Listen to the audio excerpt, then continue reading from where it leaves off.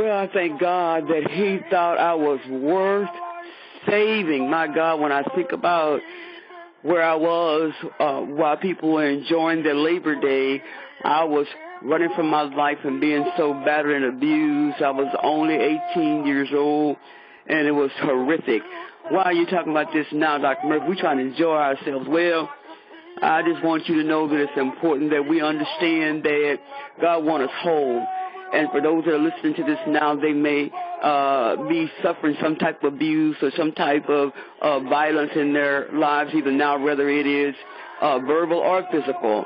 But God, I just love how he can use something so ugly, so gross, and turn into something beautiful. But yes, he thought that I was worth saving. Sunday, I praise the Lord. I love this song. So I can be free. Hear what he's saying.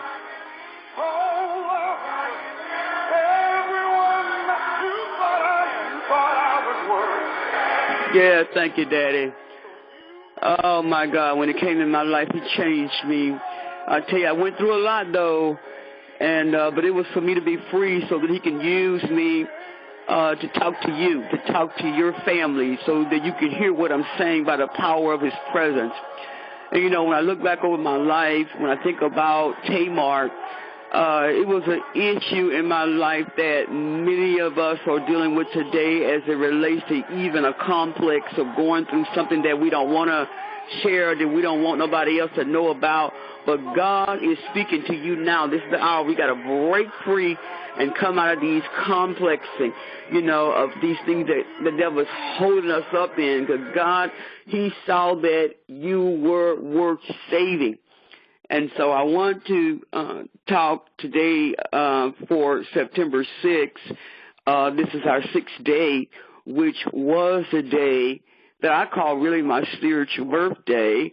Not when I got ordained, not when I was saved, you know, not when I was born, but when I was rebirthed out again. The Lord saved me, and true enough, I had to go through some rough places so that I can come out like pure gold and still in the shaping and making of the gold that he so much wants to use, and he wants to use you too.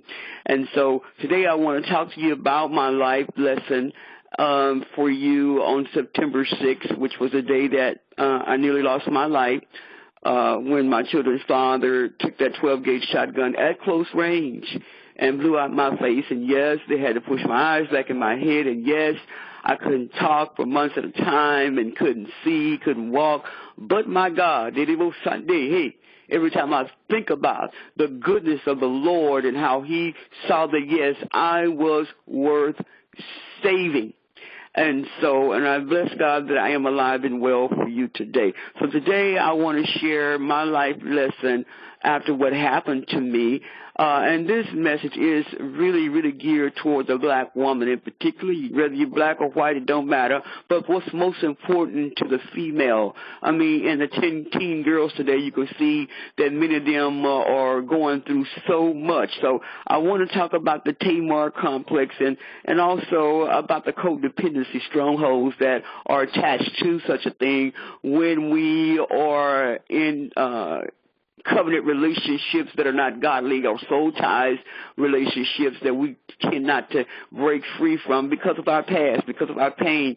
And these strongholds, they are developed. So what is a stronghold, Dr. Murphy? A stronghold is a forceful, stubborn-like type of argument or rationale or opinion.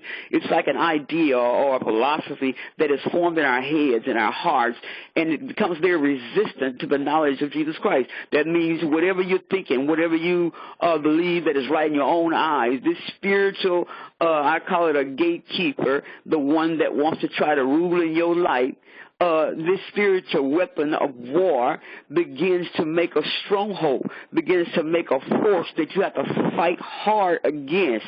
And what God is trying to show us is that we can come out of this.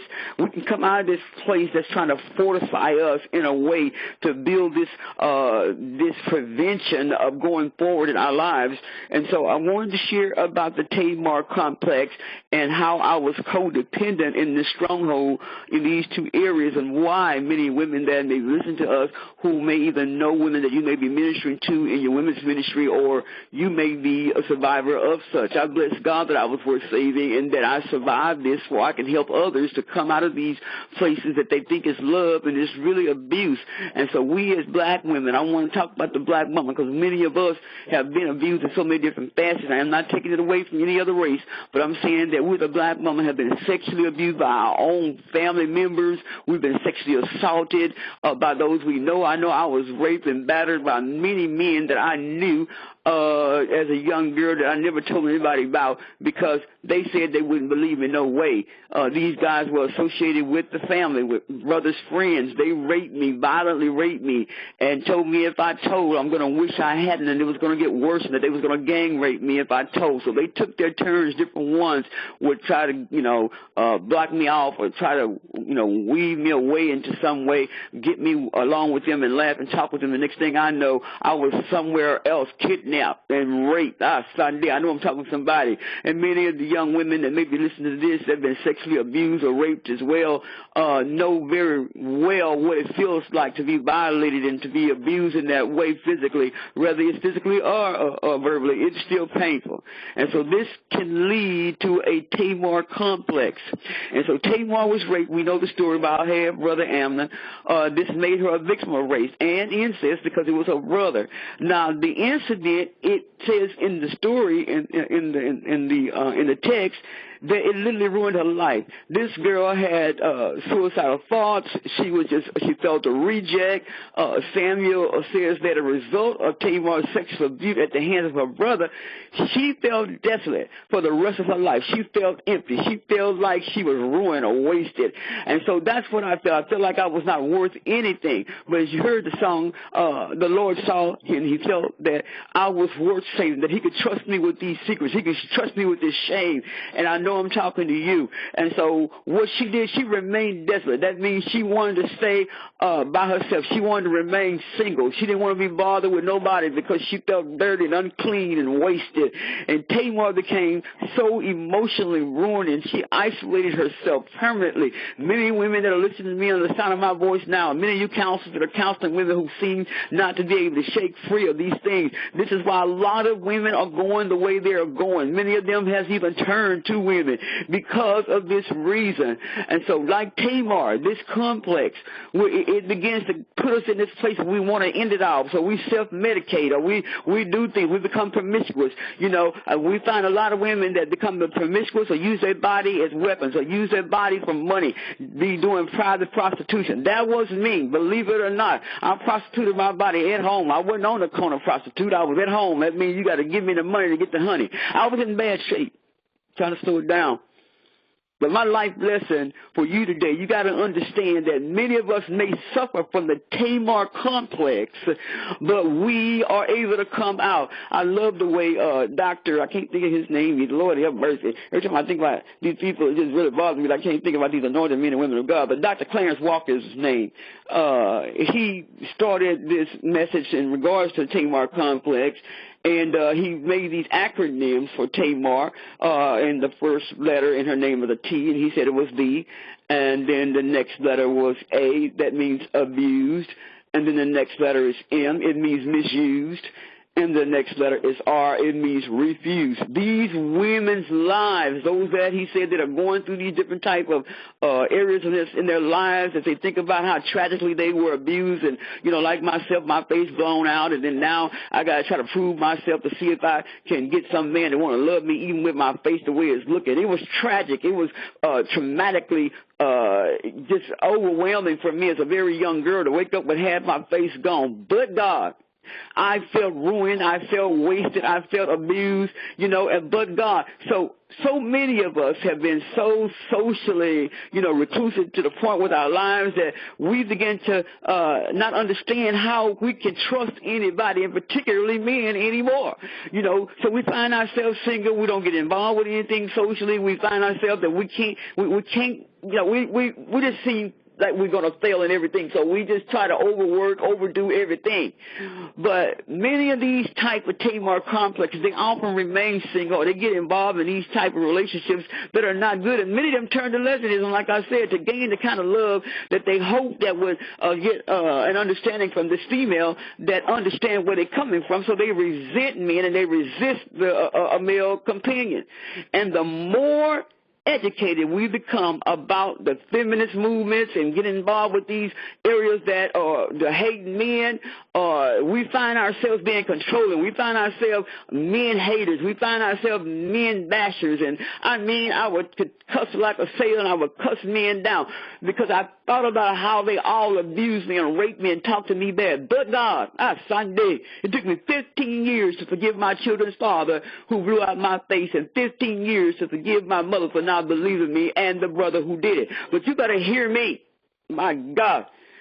God who incested me, but God, and all those that raped me. But God, for such a time as this, my life lesson was forgiveness. I want you to know that forgiveness is not for them as much as it is for you. You got to understand that forgiveness is every time you look in the mirror, you're getting older, that infection or that cancer of hate and bitterness and unforgiveness is wearing you out, making you look old and tired and all that. As I think about the 15 years out of my life, I was running around hating. My brother was gone by his business, still drinking and doing what he wanted to do, and they don't tell him who else he was raping. And then my children's father was gone by his business, marrying other women and beating them up. But God, for such a time as this, He used me now for women to understand you can come out and you can be whole and you are worth saving. God wants you to come up higher in what He's called you to do.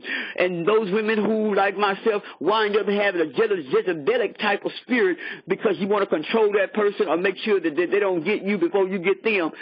These syndromes, these cutting words, these legacies of us being, codependent and these complexes of these strongholds that has caused women to not stay married or always in divorce court or being resistant to try to have a good marriage because they fear that somebody's cheating or somebody's doing something else because of the TAMAR complex. Lord, help today. My God. But I want to talk to you about the codependency too, because even in that, what happened to me, I went to visit this joker. I tell the story in my book. Too bad it wasn't a dream, my true story. I went to visit him, sent him money, and just hoping that he would say I didn't mean it. But this is one of the greatest strongholds that many of the women who have been violated, many of the women who have been married and divorced and keep remarrying and can't seem to get it right. These soul ties got y'all hooked up and wondering why you keep going back. It's because it's not God's divine covenant. That codependency stronghold is a big one today. This is why young girls are just going to whomever they feel can make them feel loved or make them feel beautiful. When they feel rejected or they being bullied by others or by maybe they're overweight or maybe they're not as pretty as they say or got good hair. But God, we as a black culture, we as women, regardless of the culture, we got to understand that many of our girls today are self-medicating with alcohol and becoming addicts and marrying some of the same type men that their own daddy was. My daddy was an abuser, so I married an abuser. These type of relationships, you got to understand the addiction. They call that the syndrome of codependency, where you become so addicted to things that are not right. You don't understand what is right.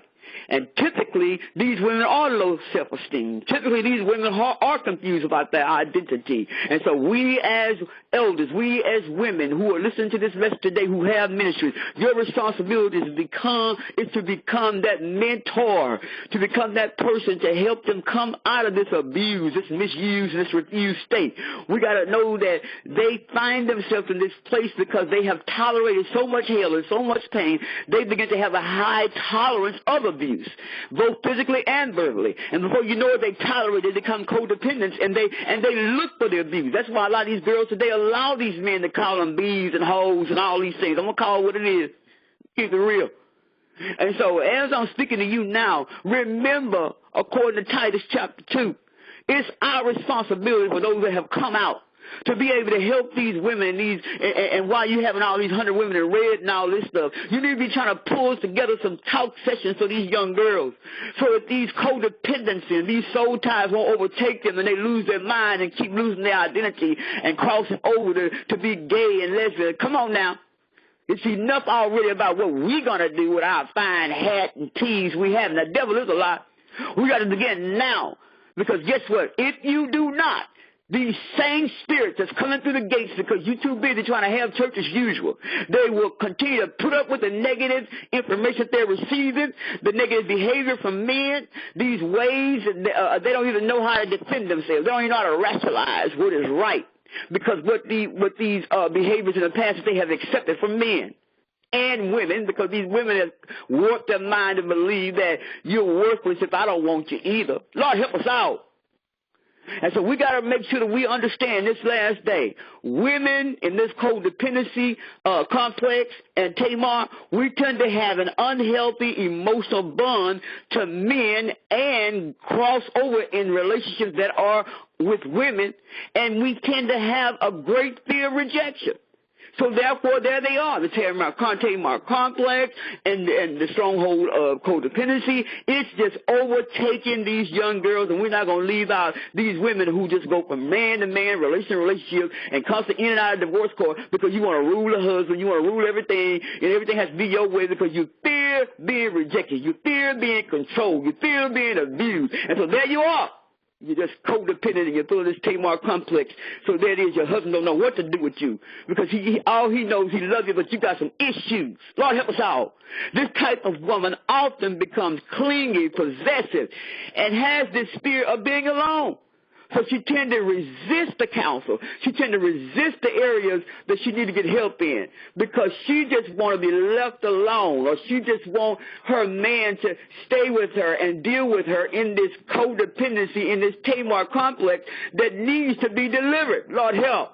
This codependent and this Tamar complex keeps wiping and, that is just totally swiping the life, the very life out of these young girls and these women who refuse to get help and challenge the stronghold to come down.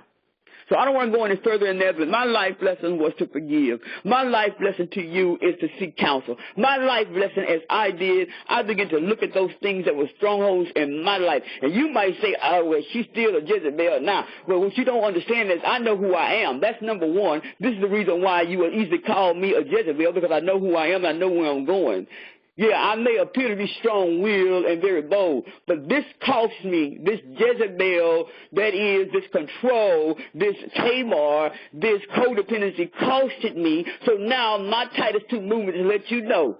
You need to learn and study what's the difference between being in control and controlling, which means I'm in control to know who I am. I'm in control to understand my position as a minister and know how to be a woman of God based on what God has shown me from my lessons that I'm giving to you.